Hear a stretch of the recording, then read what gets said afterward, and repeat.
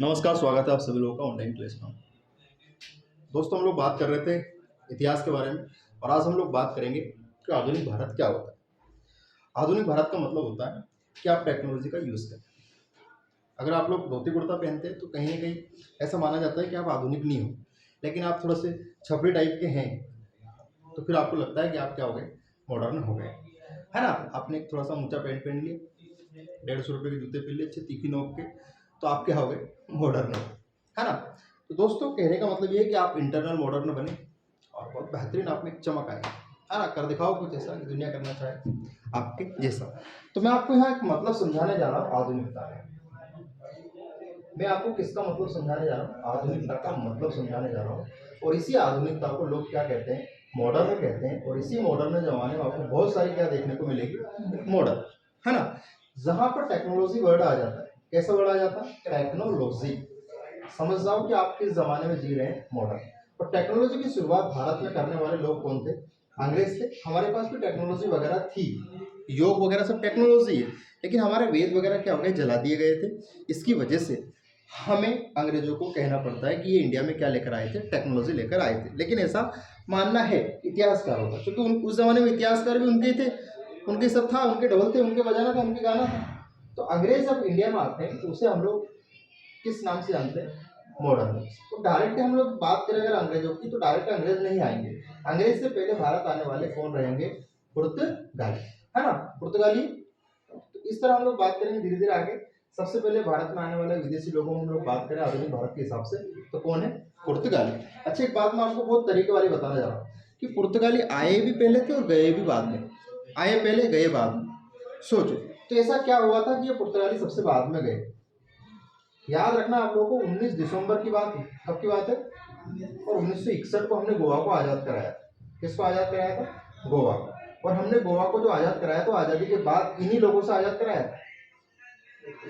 पुर्तगालियों से, है ना।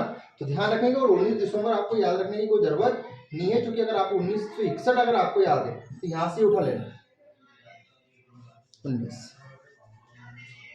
बात समझ में आ गई यहाँ पे।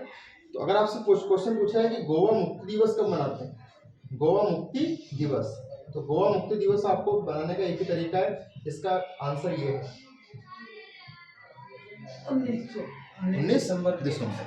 बात समझ में आ गई क्या। तो भारत में बहुत सारे विदेशी लोग आएंगे, पुर्तगाली आएंगे, डच आएंगे, फ्रांसीसी आएंगे, और कौन आएंगे, अंग्रेज आएंगे। और इन सबका अपना एक क्या रहेगा, इंपोर्टेंस रहेगा किसमें, आधुनिक भारत में। अब ये लोग भारत क्यों आएंगे, इसका भी एक कारण हो सकता है, ठीक है।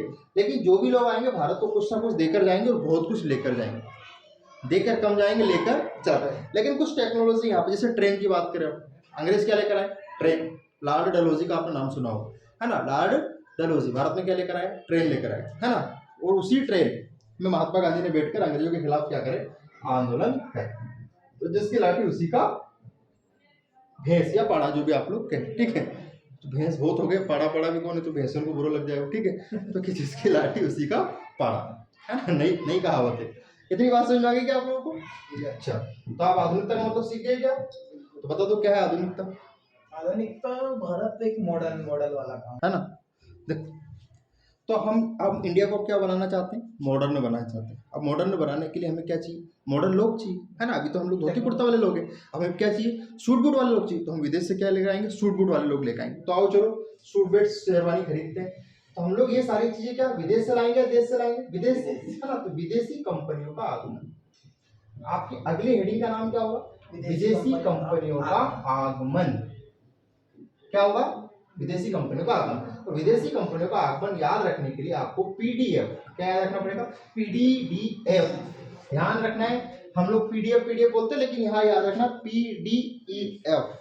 अगर आप ई नहीं लगाओगे तो देश का इतिहास ही बदल जाएगा, क्योंकि अंग्रेजी नहीं आएंगे तो फिर किससे लड़ेंगे भिड़ेंगे। महात्मा गांधी का पूरा जीवन ही खराब हो जाएगा ऐसे, तो महात्मा गांधी का जीवन इधर ही निकल गया पूरा। तो पी फार क्या होता है, पुर्तगाली। सबसे पहले कौन आएंगे, पुर्तगाली। और इनका जो गांव है उसका नाम क्या है, पुर्तगाल। पुर्तगाल गांव मतलब देश, है ना। हम लोग गांव कहते हैं। तुम कौन से गांव से हो, अरंडिया से, पंडिया से, खेजड़िया से, पैदेरिया से, कहाँ से, है ना। ये हो गया डच, है ना। डच का मतलब ऐसा नहीं कि दो पाँव एक पाँव थे, इनके डचंग थे। डच है ना, ये हॉलैंड के निवासी थे। कहाँ के, हॉलैंड। ये सब नीदरलैंड भी कहते हैं, क्या कहते हैं, नीदरलैंड। बात समझ में आ गई क्या। अच्छा, इसके बाद ये लोग अंग्रेजी वाले मतलब इंग्लिश, है ना। और अंग्रेजी कौन बोलते थे? अंग्रेज। वही आएंगे ब्रिटेन से। कहाँ से आएंगे? ब्रिटेन से। और इनको तो कौन नहीं जानता, सब जानते हैं। और ये है फिराक पहनने वाले फ्रांसीसी, ये कहाँ से आएंगे? फ्रांस। तो फ्रांस से आने वाले क्या कहलाएंगे? फ्रांसीसी। बात समझ में आ गई क्या आपको? कोई दिक्कत? तो बताओ विदेशी कंपनियों का आगमन में सबसे पहले कौन आएंगे? सबसे पहले कौन आए? पुर्तगाली की पुर्तगाल? सबसे पहले आए पुर्तगाली। अच्छा, अगर आपसे क्वेश्चन पूछे कि सबसे बाद में कौन गए? पुर्तगाल। अच्छा, कब गए थे बताओ? 1961। याद आया क्या? याद करो, 9 दिसंबर की 19 दिसंबर 1961 को गोवा क्या हो गया था? आजाद हो गया। इसीलिए गोवा मुक्ति दिवस कब मनाया जाता है? 19 दिसंबर को मनाया जाता है। बात समझ में आ गई क्या? तो ये था विदेशी कंपनियों का आगमन। अब पुर्तगाली ही क्यों आए? पहली चीज, और पुर्तगाली जब थल मार्ग है तो फिर जल मार्ग से क्यों आएंगे? तो पुर्तगाली को क्या शौक छूटेगा तैरने का? क्योंकि उनको नहाना था समुद्र में। इन सारी बातों का जवाब मैं आपको दूंगा नेक्स्ट पार्ट में। तो दोस्तों, अगर नेक्स्ट पार्ट आप लोगों को देखना है तो वीडियो को लाइक करें, शेयर करें, सब्सक्राइब जरूर करें। मिलते हैं नेक्स्ट वीडियो में।